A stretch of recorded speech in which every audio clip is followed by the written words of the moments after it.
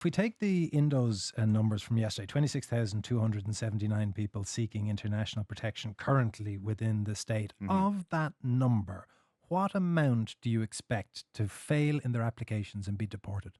I think when you look back historically, we as a country usually have granted international protection in about 60% of cases through both the first and second stages. Now again, that's using the when we had smaller numbers, so I can't say it's an immediate extrapolation, but by and large, historically, you look back, you'd look at about 60%. So even if we took that as a ballpark, you're still looking, you're not still, you are looking Hmm. at 16, 17,000 people being granted international protection. In the context of all of the polls suggesting that people resent how many asylum seekers are within the country, will that not still be just as big a problem, even if they understand that there are 40% deportations? Well, that is the outcome of a system that requires Ireland and every other country to provide asylum for people who are able to prove that they require it. And the numbers in Ireland, let's say we did grant 15,000 people asylum after the end of the process. It is still a small number compared to the amounts that many other European countries provide asylum to, and it's also a small number in terms of a country of a population of 5 million people. 15,000 is a relatively small number in comparison.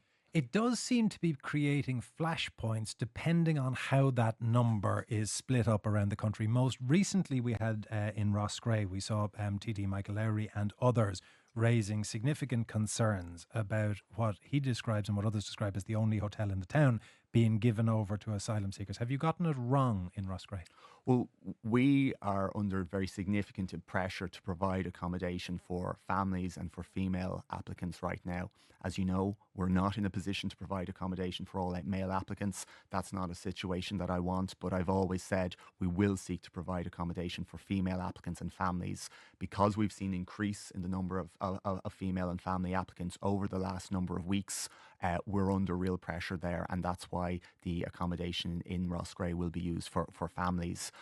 I absolutely understand that where a hotel in a town, its use changes. I understand that has an impact for But what is being communities. asserted is it's not a hotel, it's the Mm. hotel. And I understand that has an impact. And that's why it's important that we are able to better plan where we locate accommodation. And that's why I'm bringing forward this proposal in the next number of weeks that takes a more planned approach. Our department's approach Are you has saying the it, approach in Roscrea was not planned? I'm saying that the approach we've had to take nationally is a reactive approach. We've had to take accommodation where we can find it because of the significant need and because of the significant increase in demand, both in terms of Ukrainian and international protection applicants. We need to move to a more planned approach where we identify across the country a number of locations for accommodation centres where the state is in control of those. They're state owned,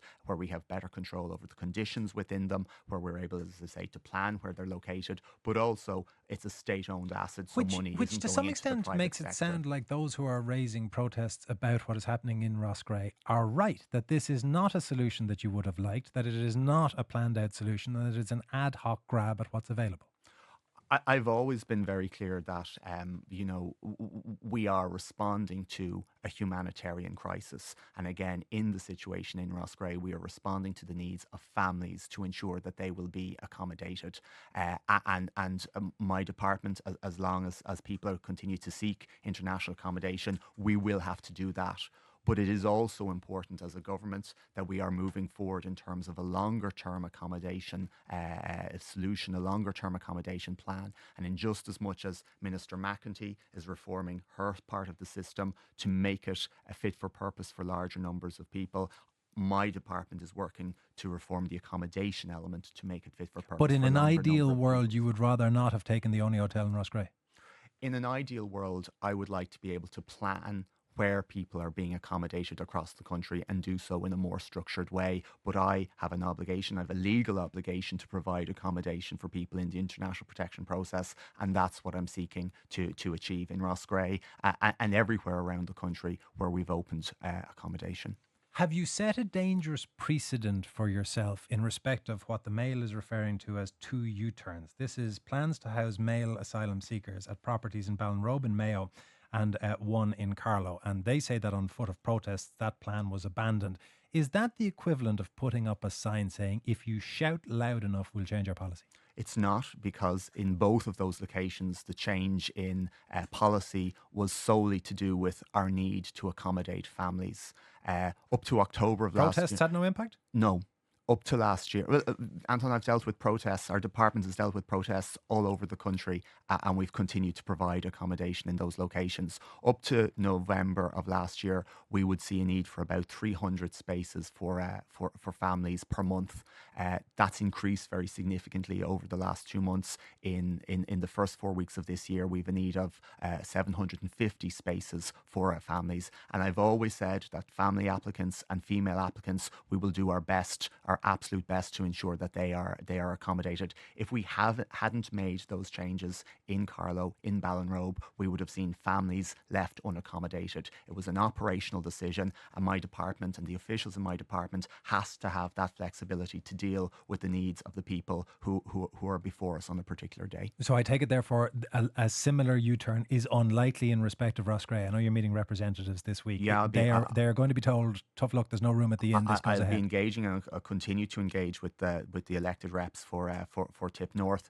But we need to provide accommodation for families and for female applicants in Roscrea.